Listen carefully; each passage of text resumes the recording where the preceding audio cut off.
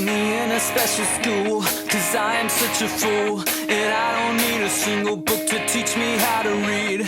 Who needs stupid books? They are for petty crooks, and I will learn by study. Number 2 is another work-related thing, but it has nothing to do with sports. It's about permissive parents. Okay, our companies get a lot of like complaints or whatever, or rep about when kids get into accidents, the parents automatically sue the company. And when I work in a sports arena, obviously I have to keep an eye on kids, right? Because they're obviously gonna play or whatever like that. And when the parents are not I don't know, sometimes the parents don't notice this. I get that, and I know how it is. Obviously I don't know, but I've seen how frustrating it can get to watch over a child or whatever like that. However, permissive parents, if you don't know what the word permissive means, it means easygoing, too lazy, whatever. Look it up on dictionary.com. It's a pretty standard definition. I have issues with permissive parents, especially when you're going out. It's not the things like buying the kids what they want, but it's like if you're, I'm gonna just use an example that I witnessed with my own eyes.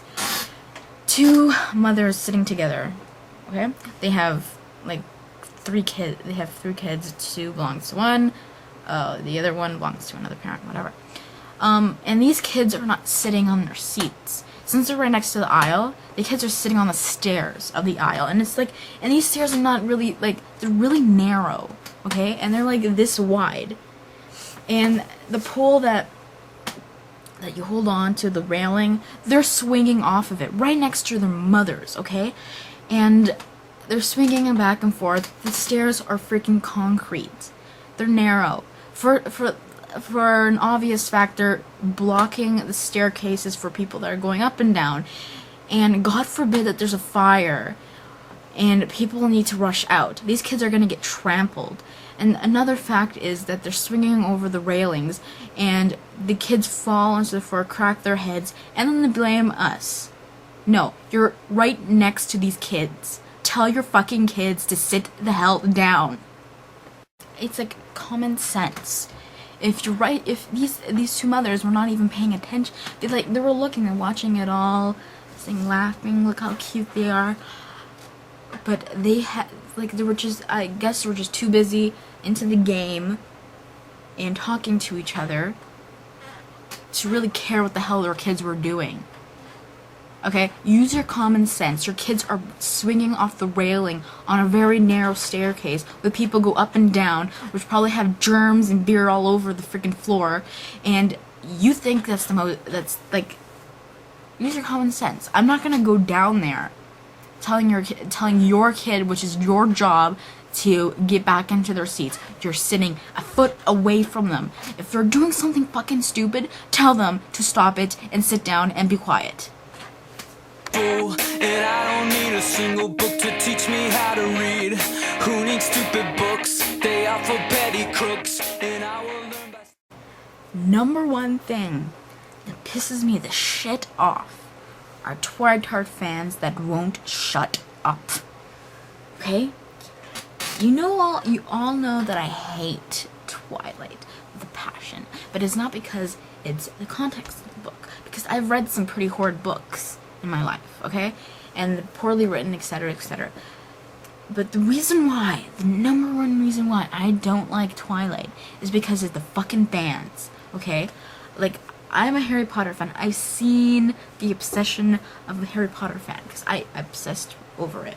But the thing is, the difference between a Harry Potter fan and Twilight fan is that there are some overly obsessed Harry Potter fans, but a majority of them, are not talking about it 24/7, especially after it's over. Like after the 7th book, give it 5 months, and people are just stopped talking about Harry Potter. Maybe the Twilight obsession kind of took over that, but regardless, people have been toning it down. After every book, we waited a couple years, And during those absences, those long years, the fans calm down about it, and they get all hyped up again when it comes up, and that usually happens when a fandom comes up, right?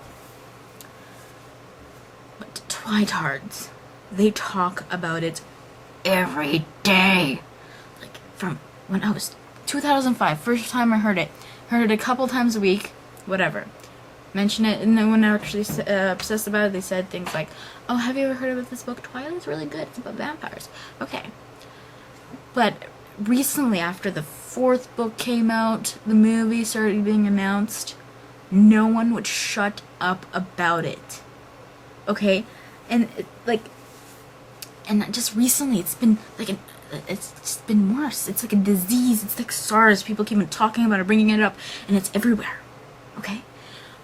And it's like, I can't get away from it. In philosophy class, okay? There's a girl that sits like a row beside me, talks about it every single day, okay? And I'm not exaggerating. I'm reading a book. I'm reading a Stephen King book because I have nothing else to do. And this girl, I just hear it's like, Twilight is so good. It is written like you are the character. Blah, blah, blah. I don't care. She talks about this book like it's God's gift, okay, to us. And she lists out reasons why it's good, which is total bullshit because obviously she has no idea what she's talking about. She's saying, "Oh, it relates to us." And how the hell does it relate to us? It doesn't relate to me because I haven't dated a vampire my entire life, nor do I have an attraction with sparkly, pussy-ass guys that stand in a corner and be creepy, okay? I'm not attracted to that. It's creepy. If I see a creepy guy, I'm gonna stay away from him. Anyways.